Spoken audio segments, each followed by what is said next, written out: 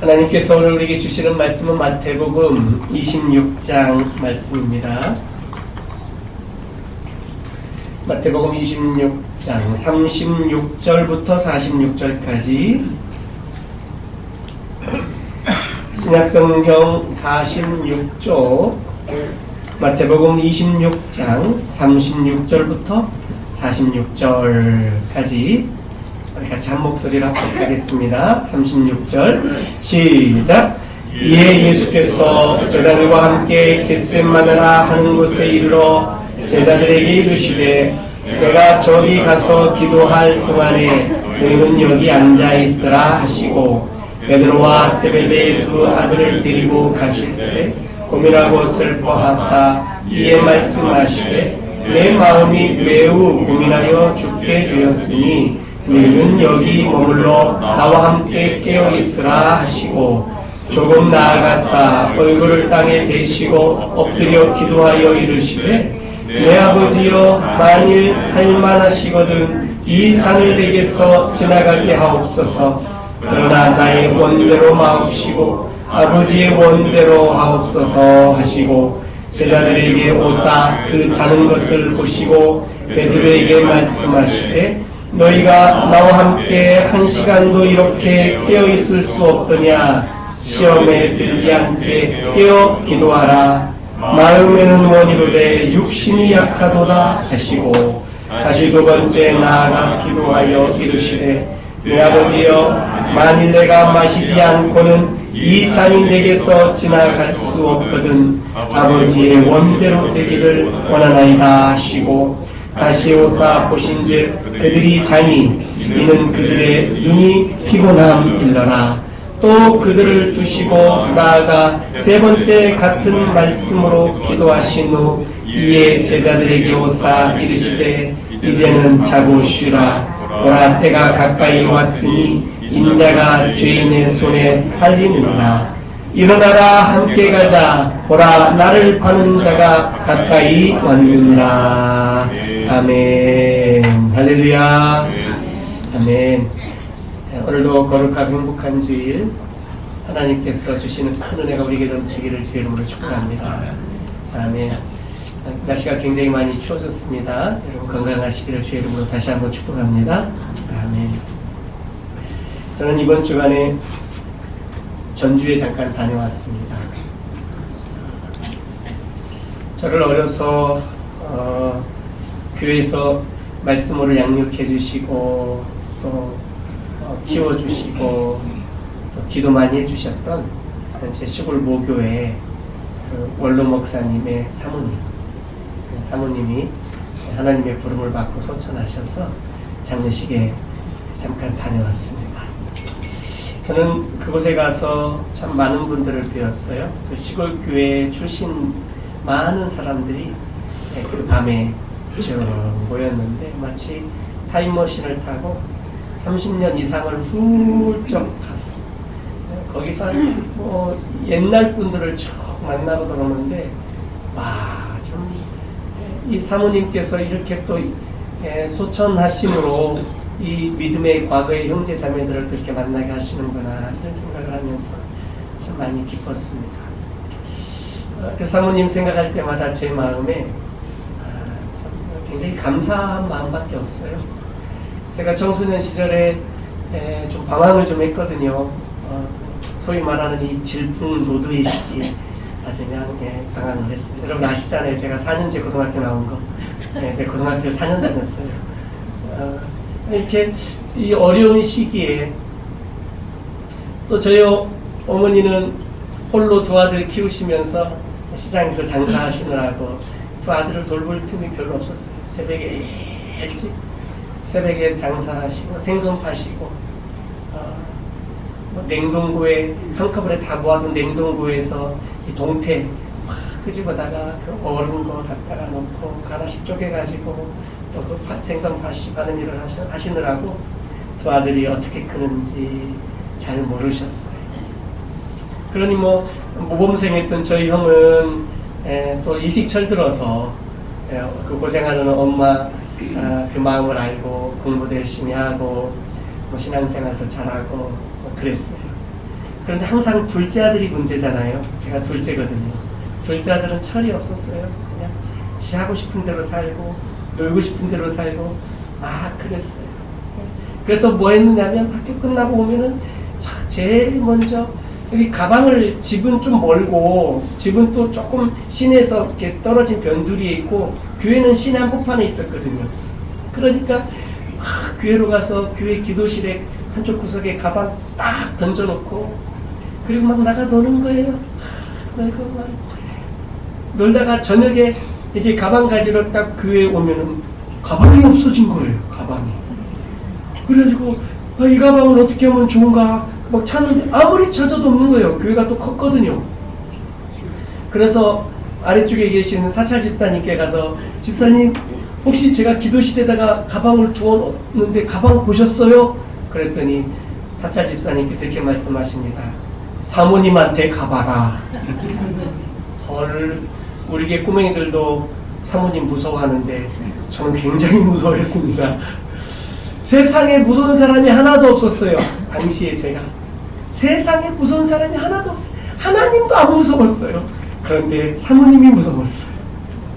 그래서 사택에 교회 뒤에 있는, 교회 뒷마당에 있는 단독주택 2층으로 지어진 그 사택에 가가지고 톡톡 두드리고 얼마나 떨면서 두드렸을까요? 두드리고 가서 사모님 그러면은 그냥 저기서 보이지도 않는 데서 나가서 회초리 끌어와! 올 게 또 왔구나. 아주 능숙하게 익숙한 그 상황이에요. 그럼 딱 사택 앞에 가면 왜 그리 아카시아 나무가 많은지 그냥 대충 아카시아 나무 그냥 탁 끊어갖고 가시만 톡톡톡 떼가지고 딱 갖다 드립니다. 갖다 드리면 종아리 걷어. 그래갖고 내가 우리 그 사모님에게 종아리 맞으면서 컸어요. 종아리 맞. 체격이 여장부. 왜 꼭 사모님도 이렇게 힘이 센지 모르겠어요. 여장부. 막 한 번에 막 휘둘러 때리면 종아리가 막 펑펑 터져나갑니다. 나 진짜 세상에 무서운 게 학교 선생님도 하나도 안 무서웠거든요. 선생님이 막 매들고를 왜 그러시냐고 막 그랬는데 그 사모님 앞에서는 종아리를 걷었어요. 그리고 종아리를 때리시는 거예요. 참 때리시더니 무릎 꿇어!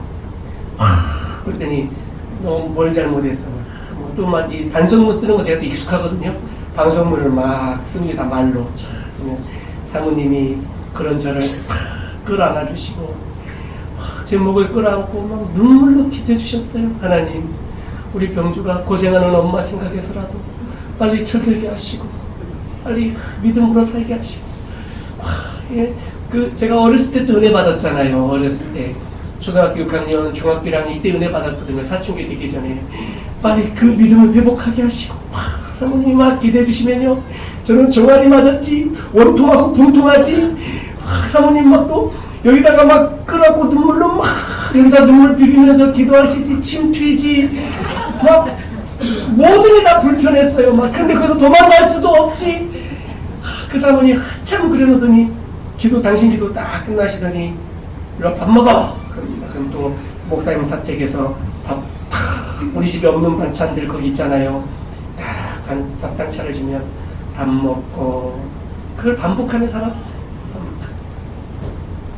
지금은 독일에 살고 있는 목사님 저보다 한 살 어린 딸이 있었어요.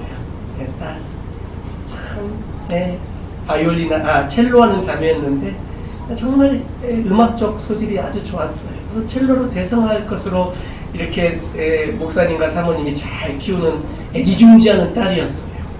그런데 이 친구가 저하고 노는 걸 좋아해요. 이 친구가. 그래서 어느 날도 똑같이 가방을 이제 사모님이 못 찾을 만한 곳에 다시 숨겨놓고, 그리고 그 목사님 딸하고 같이 나가서 신나게 놀았죠. 신나게 뭐 하고 놀았는지는 물어보지 마세요. 신나게 놀았죠. 그리고 밤에 또 딱 갔어요. 그날도 여지없이 잡혔네요. 그리고 또 휴차리 또 끊어가다가 두 남매를, 저도 이제 그 집 아들이나 마찬가지였거든요. 딱 앉혀놓더니 소리를 치는 거예요. 병주 너 얘하고 결혼할 거야. 중학생 때 너희하고 결혼할 거야 그러더라고요. 걔 완전 말괄량이거든요. 세상에 그거보다 두려운 게 더 없더라고. 얘하고 결혼할 거냐고 물어보는데 아닙니다 사모님. 내가 진짜 그날은 진심으로 회개하면서 사모님께 잘못을 빌었어요. 얘하고 결혼할 거냐고 물어보는 마당에. 그랬던 그 사모님이 돌아가신 거예요. 영전 앞에 딱 가서 섰는데 밝고 환한 사진이 쫙 있는데, 또 막내 아들이 불가리아 선교사라. 저기 뒤에 보시면 불가리아 선교사 저기 사진 하나 붙어 있어요. 그게 막내 아들이에요. 그 선교사가 좀 이렇게 오는 시간이 있어서 4일장을 하게 되었는데, 그래서 그 영전 앞에서 마음이 참 막 오만 생각이 막 들어서 이 마음을 추스리고 국화 헌화하려고 딱 봤더니 그게 3, 4일 있었던 꽃이라 그런지 꽃이 다 시드는 거예요. 요즘 또 올렸다 또 내리고 하잖아요, 그 국화가. 그래서 그 시든 꽃, 아무리 싱싱한 거 하나 찾아보려고 해도 없어요. 다 이 하얀 국화가 다 고개를 다 숙이고 있는 거예요. 시들어간 거. 그 시들은 꽃 하나 다 들고 사모님 영전에 꽃 한 송이 올려드리고 뒤로 물러나서 가만히 고개 숙여 기도하는데, 참 마음이 이 사모님 때문에 내가 이렇게 목사가 됐구나 이런 생각에 정말 감사하고, 또 때로는 이 사모님께 죄송하기도 하고 감사하고 이런 생각이 드는 거예요. 사랑하는 성도 여러분, 우리가 우리 인생을 되돌아보면 내가 내 힘으로 산 것 같은데 가만히 보면 어머니의 기도로, 아버지의 사랑으로 우리가 이렇게 성장했고, 또 우리를 위해서 기도해 주시는 또 주변의 주의 종들과 또 여러 우리 기도의 어른들이, 기도의 중보기도의 은사가 있고 기도해 주시는 어른들의 이 기도로 우리가 오늘 이렇게 이 자리에 서 있는 줄로 믿습니다. 할렐루야. 아멘. 누군가의 희생과 수고와 섬김과 헌신이 있었기에 오늘 우리가 이렇게 하나님 앞에 이 추운 날 앉아서 감사와 기쁨으로 감격스럽게 예배할 수 있게 된 줄로 믿습니다. 저는 그날 거기 서서 보는 사람이만 할 수는 없었지만 제 마음으로 두 손으로 바지를 딱 잡았어요. 그리고 조금 올리면서 사모님 앞에서 제가 종아리를 가졌어요. 또다시 사모님이 교회 많은 사람들을 종아리를 때리는 줄 알았어요. 제가 맞고 다닐 때는, 사모님에게 종아리 맞을 때는. 그런데 저만 때렸더라고요. 저만.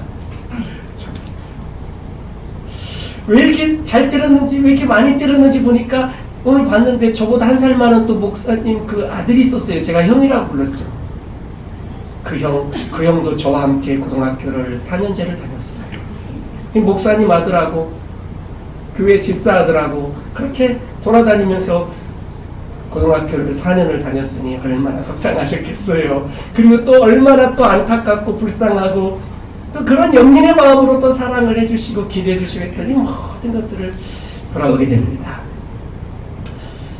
희생과 눈물과 섬김이 결국 사람을 만들어내는 줄로 믿습니다. 할렐루야. 우리 예수님께서 그러셨습니다. 예수님께서 희생과 섬김과 그분의 눈물과 그분의 피가 오늘 우리를 이렇게 하나님의 자녀로 세운 줄로 믿습니다. 할렐루야. 아멘. 우리가 이 사랑을 잊지 않고 살 수 있기를 주 이름으로 축복합니다. 아멘. 오늘 예수님께서는 마지막 날 잡히시는 내용이 오늘 본문의 내용에 나옵니다. 잡히시기 전에 예수님께서 겟세마네 동산에 올라가서 기도하시는 내용입니다. 이 겟세마네 동산에서 기도하시기 전에 예수님이 하셨던 일은 우리가 지난주에 나눴던 것처럼 제자들과 함께 마지막 식사하는 소위 말하는 최후의 만찬의 시간을 가졌습니다. 제자들의 발도 씻겨주셨고, 그리고 제자들과 함께 떡을 나눠주시면서 이것은 내 몸이다, 받아 먹으라. 잔을 주시면서 이것은 내가 너희를 위하여 흘리는 피다, 마시라 주시고 우리의 죄사함을 위하여 피 흘리실 것들에 대하여 말씀하시고 이제는 예수님께서 당신이 죽으실 것들에 대하여 제자들에게 말씀하시는 것을 보게 됩니다. 그리고 그 마지막 식사를 제자들과 하고 나와서 감람산으로 올라가셨어요. 감람산은 바로 그 이스라엘 그 성전 건너편에 있는 산인데요. 그리 높지 않은 산이에요. 지금도 그 산에 가보면 그 높은 곳에 전망 좋은 곳에는 큰 저택들이 있는데 그 아래 성전 쪽을 바라보는 곳에는 무덤들이 쭉 공동묘지가 있어요.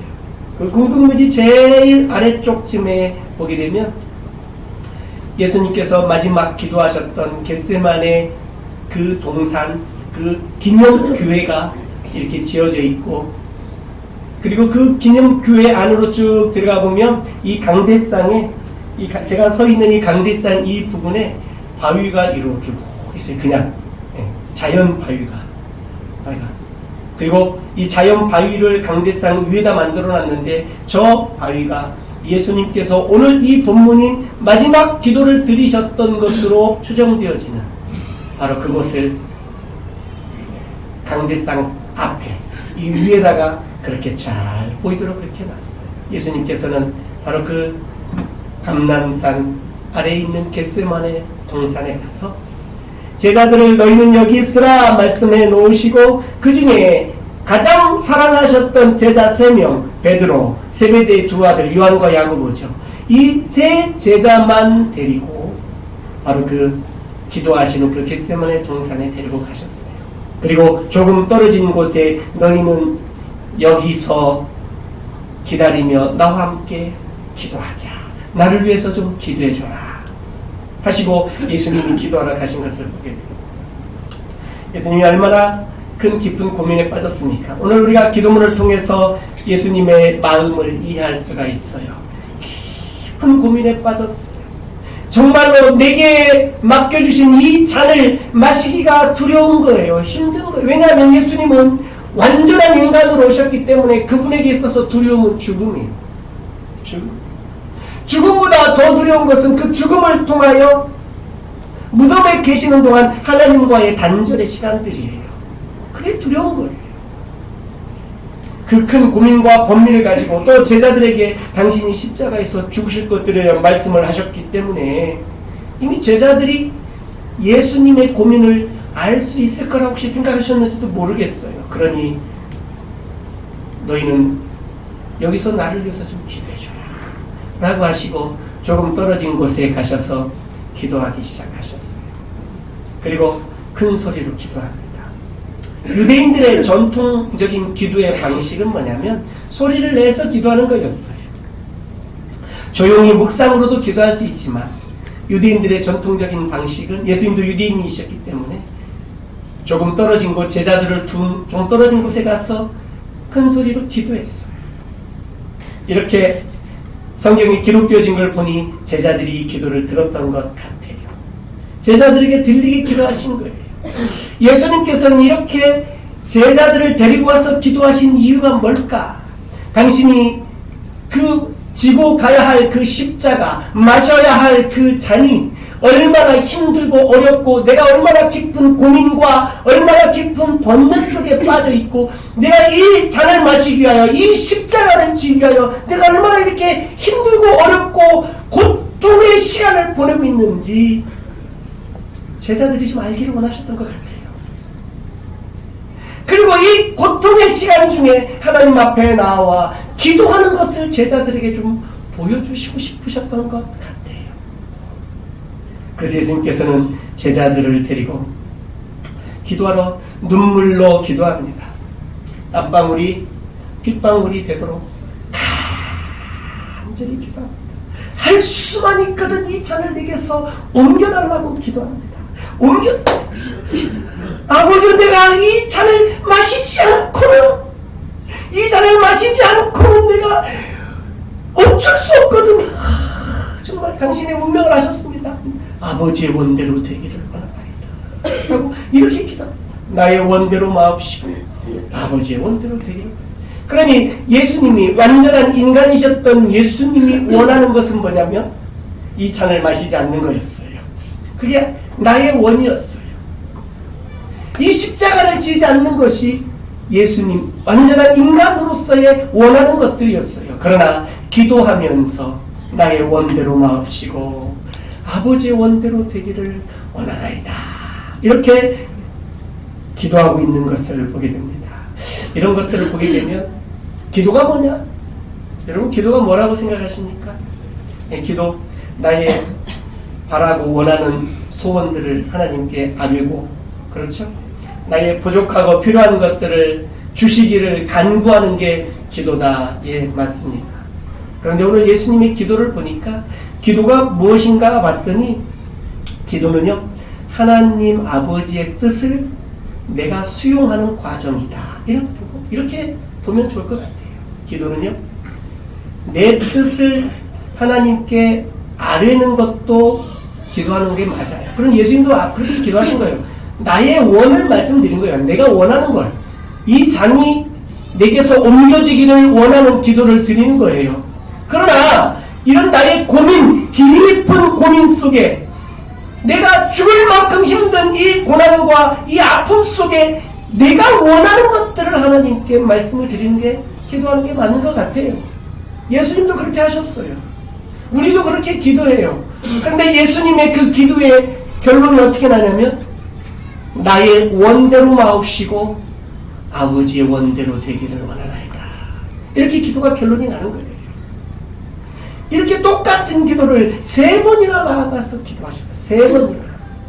그러니 기도는 내가 바라고 원하는 것들을 하나님께 들어달라고 관철시키는 작업이 기도가 아니라 하나님 아버지의 뜻을 내가 수용하고 받아들이는 그 과정이 기도다.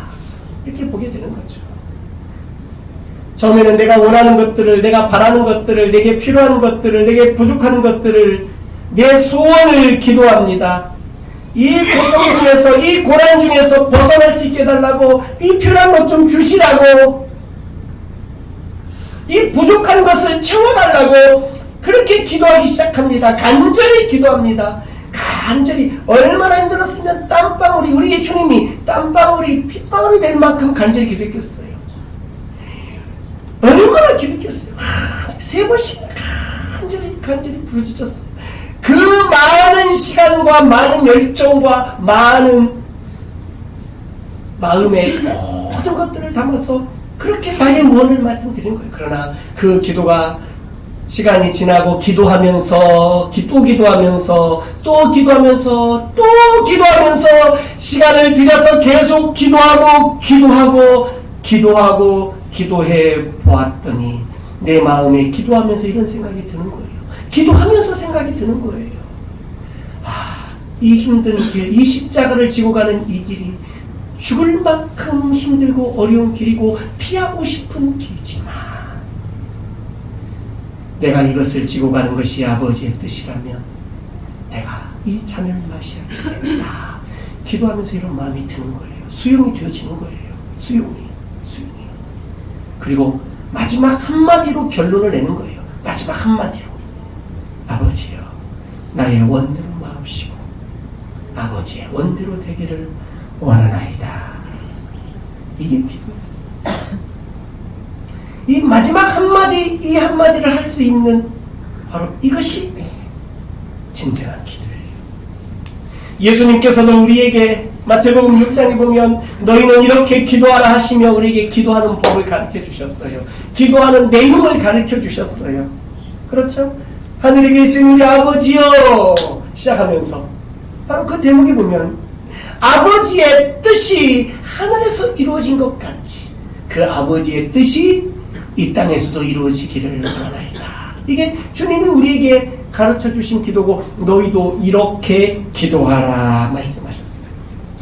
내 뜻이 하늘에서 이루어지게 해달라고 하는 게 기도가 아니라 거꾸로 하나님 아버지의 뜻이 이 땅에 나에게, 우리 가정에게, 우리 교회에 이루어지게 해달라고 기도하는 것. 하나님의 뜻과 내 뜻이 똑같을 경우는 더없이 좋겠지만 때로는 내가 바라고 내가 원하는 것들, 모든 게 그런 건 아니지만 대부분 보면 우리의 욕심에서 출발하는 것들이 대부분입니다. 대부분입니다. 우리가 기도하는 것들을 가만히 보게 되면 정말로 이가 아니면 죽을 만큼 힘들어서 기도할 때도 있지만 대부분요 지금도 괜찮은데 조금 더 좋은 걸 달라고 혹시 기도하는 거 아닙니까? 조금 더 좋은 거 달라고. 지금도 이 정도면 만족할 수 있는데 조금 더 좋은 걸 달라고 기도하는 것들이 우리 기도 내용의 대부분이에요. 그리고 그걸 아주 그냥 힘있게 기도하는 것들을 보게 돼요. 기도는 하나님 아버지의 뜻을 내가 받아들이고 수용하는 과정이에요. 기도하면서 하나님이 진정 원하시는 것들을 깨닫게 되고 알게 되고 그 하나님의 뜻을 알게 되었는데 가만히 보니까 내가 생각했던 내 뜻과 다른 것을 또 깨닫게 되기도 하고 그러면 그 기도의 마지막에 아버지여 나의 원대로 마옵시고 아버지의 원대로 되기를 원하나이다. 이렇게 하는 게 바로 기도다는 것입니다. 사랑하는 성도 여러분, 깊은 고민과 슬픔 속에 우리가 혹시 힘들어하는 일들이 있다면 하나님께 기도할 수 있기를 주의 이름으로 축복합니다. 우리 예수님처럼 기도할 수 있는 것 이게 축복이에요.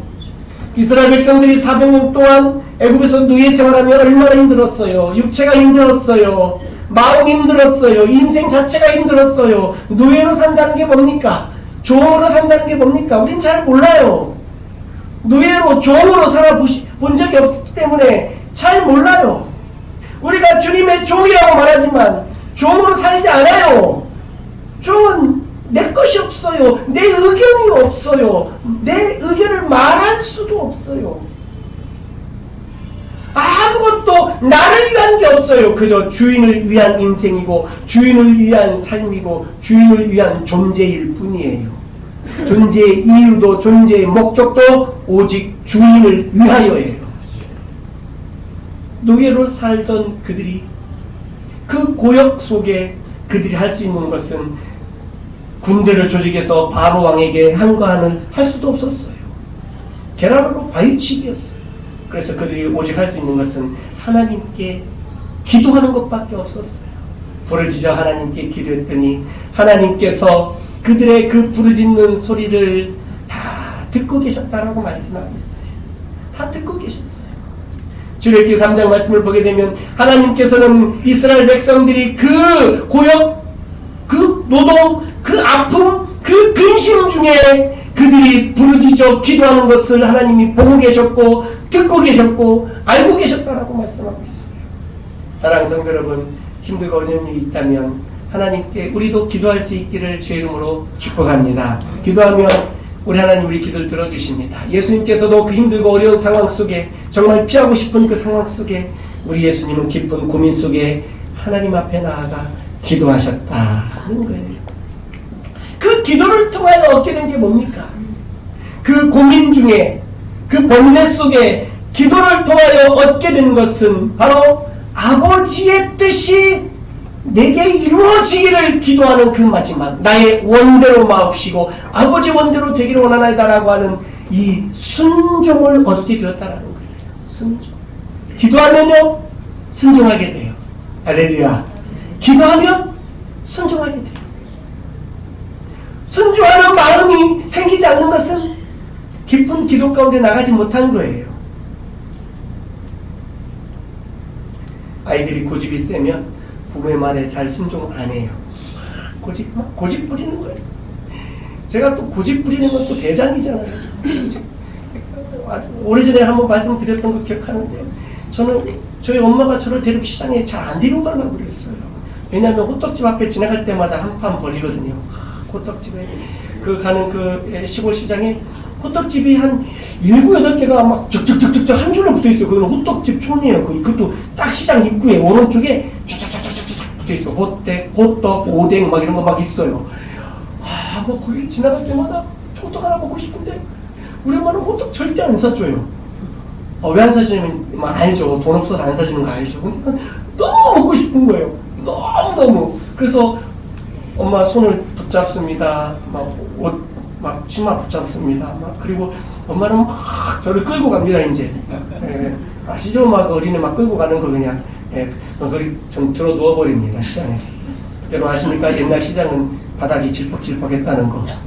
예, 그 뭐 이 야채 막 이런 거 막 진흙하고 섞여서 바닥이 질퍽질퍽합니다. 거기 막 둥그러버립니다. 온몸에 진흙을 묻혀버립니다. 홀떡 하나 달라고. 예, 어마어마한 고집이에요, 고집. 왜 순종이 안 되냐? 고집 때문에 안 돼요, 고집이. 고집이 꺾어지질 않는 거예요. 그래서 제가 그 호떡을 얻어 먹었겠습니까? 안 먹었겠습니까? 우리 엄마 저주고 가버려요. 우리 엄마 고집도 대단하셨어요. 주고 가버려요.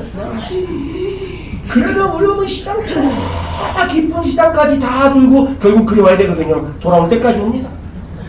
시장 난리가 났죠. 완전히 그 큰 시장에서. 다행히 저의 이런 모습에 익숙한 호떡 장사 아줌마들이 저희 호떡 하나 줍니다. 결국 당신 가게 앞에서 영업방해를 하고 있는 저를 위해 호떡 하나 주는 거예요. 막 시커멓게 막 그것도 막 호떡 지금 먹으면서 막 온전히 결국은 얻어먹고 맙니다. 이런 똥꼬지. 왜 이러느냐? 왜 순종하지 못하냐면 고집 때문에 그래요. 고집 때문에. 그런데 그 고집 부리다가 호떡 하나 얻어먹은 경험이 있잖아요.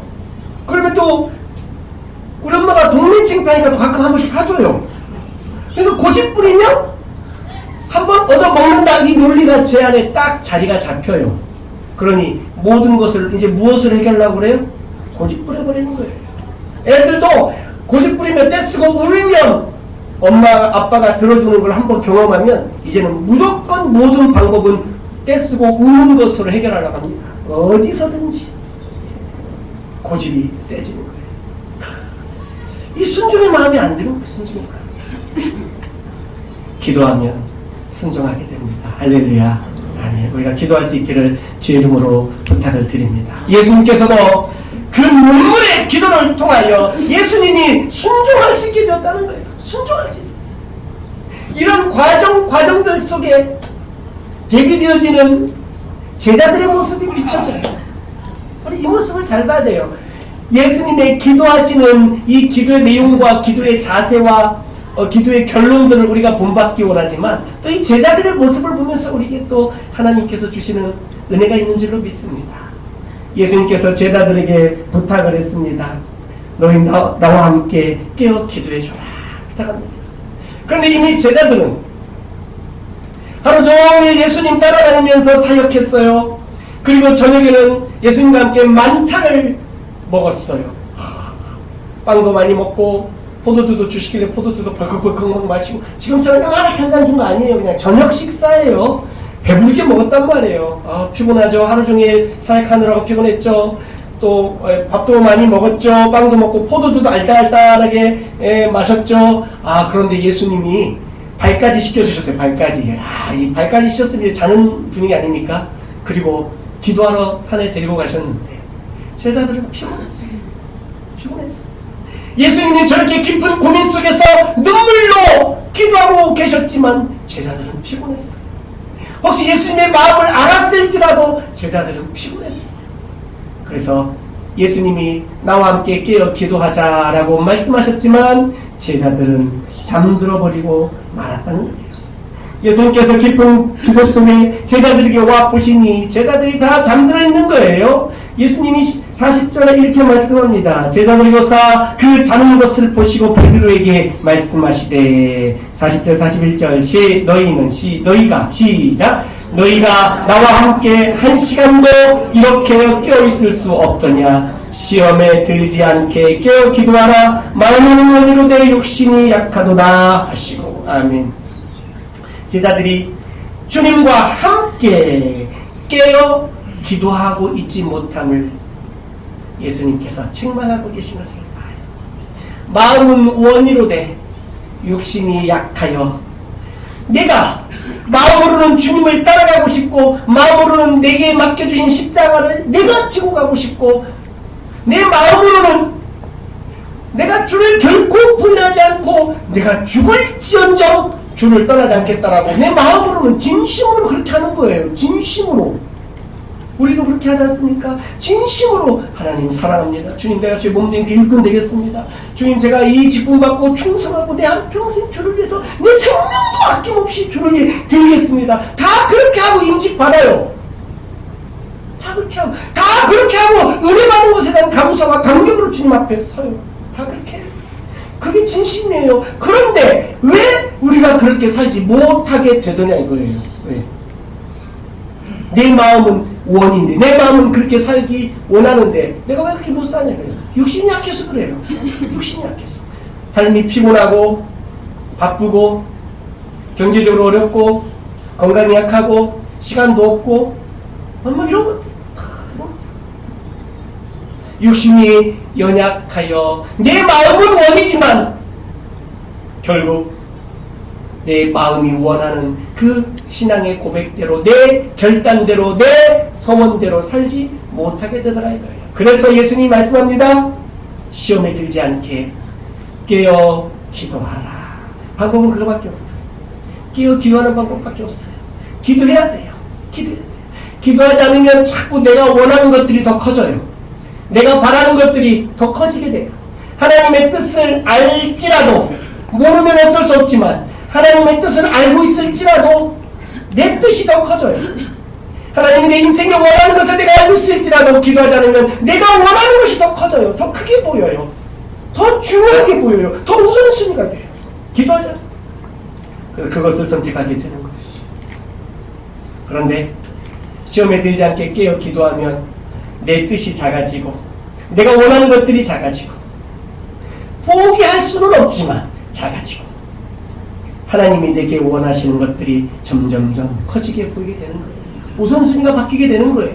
내가 원하는 것도 중요하지만 더 최우선순위가 하나님의 원하시는 하나님의 뜻이 내 인생에 더 우선순위가 되는 거예요. 그래서 포기라는 것은 뭐냐면 내가 원하는 것을 아예 깨트려 부셔서 없애버릴, 이게 포기하기가 쉽지 않아요. 그런데요, 진짜 하나님이 기뻐하시는 포기는 뭐냐면 내가 원하는 거 여전히 남아있어요. 이건 버릴 수 없어요. 왜? 인간이잖아요. 육신을 갖고 있잖아요. 버릴 수 없어요. 그러나 내가 간절히 원하는 게 있지만 아버지의 원하는 것, 하나님의 뜻을 위하여 이것을 두고 하나님의 원하시는 뜻을 따르기로 순종하기로 결정하는 것. 이것이 큰 믿음인 줄로 믿습니다. 예수님이 바로 이것을 우리에게 보여주신 것이죠. 얼마나 감격스럽습니까? 예수님은 제자들에게 깨어 주님과 함께 기도하기를 원하셨어요. 함께 기도하기를 원하셨어요. 우리가 제자들이 예수님과 함께 있었어요. 함께 그 자리에 있었어요. 하지만 예수님과 함께 기도하지는 않았어요. 예수님께서 죽으시고 십자가에 달리시고 그분이 장사될 것들에 대해서 이미 들었어요. 알고 있었어요. 그리고 오늘 잡힐 것에 대해서도 말씀하셨어요. 베드로도 너 오늘 부인할 것이다 라고까지 말씀하셨어요. 다 알아요. 그런데 피곤한 거예요. 오늘 43절에 보니까 다시 오사 보신즉 그들이 잠이 이는 그들의 눈이 피곤함일러라. 피곤한 거예요. 인생이 피곤하니까. 예수님께서 말씀하십니다. 시험에 들지 않게 깨어 기도하라. 나와 함께 기도하자 라고 말씀하십니다. 우리가 주님 앞에 깨어 기도할 수 있기를 주의 이름으로 축복합니다. 할렐루야. 아멘. 깨어 기도하면 주께서 우리의 기도를 들으시고 응답하시고 우리 기도 가운데 하나님의 놀라운 역사들을 이루어 주실 줄로 믿습니다.